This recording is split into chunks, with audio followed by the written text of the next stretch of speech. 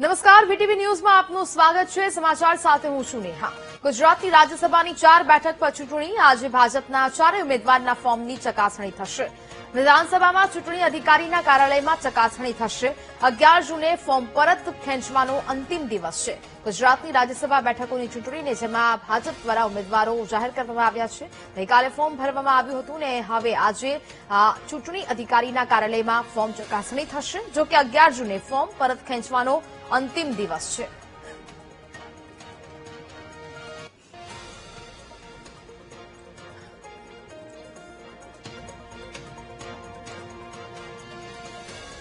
ગુજરાતમાં ભાજપના 4 ઉમેદવારોએ પોતાનું ઉમેદવારો ફોર્મ ભર્યું છે, જેમાં રાજેશ શુક્લા પાસે 85 કરોડથી વધારે સંપત્તિ હોવાનું સામે આવ્યું।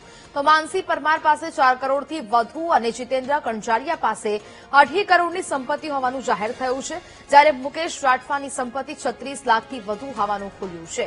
એટલે કે જે ફોર્મ ભરવામાં આવ્યા તેમાં માહિતી છે તે દર્શાવવામાં આવી છે। મુકેશ રાઠવા પાસે સૌથી ઓછી સંપત્તિ જાહેર થઈ છે। રાજ્યસભાના ઉમેદવારોની સંપત્તિનો ખુલાસો થયો છે।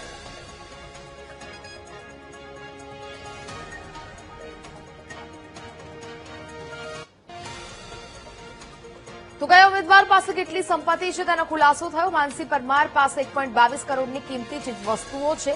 માનસી પરમારની પત્નીના નામે 1.21 કરોડની કિંમતી ચીજવસ્તુ અને સોના જવેરાત છે।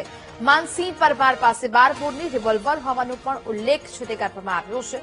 સાથે જીતેન્દ્ર કંજારિયાની વાર્ષિક આવક 2.4 લાખથી 4.88 લાખ છે। જીતેન્દ્ર કંજારિયાના બેંક એકાઉન્ટમાં 4.5 લાખથી વધુની રકમ છે। જીતેન્દ્ર કંજારિયા અને તેમની પત્ની પાસે 28 લાખથી વધારેની કિંમતનું સોનું છે। મુકેશ રાઠવાના બેંક ખાતામાં 1.60 લાખ અને પત્નીના બેંક ખાતામાં 2.5 લાખથી વધુ કિંમત છે। મુકેશ રાઠવાની પત્નીના નામે 30 લાખના સોના ચાંદીના દાગીના હોવાનો ખુલાસો થયો। મુકેશ રાઠવા પાસે કોઈપણ વાહન કે મિલકત નથી। રાજેશ શુક્લાની 5 વર્ષમાં આવક 9 લાખથી લઈને 63 લાખ સુધી પહોંચી।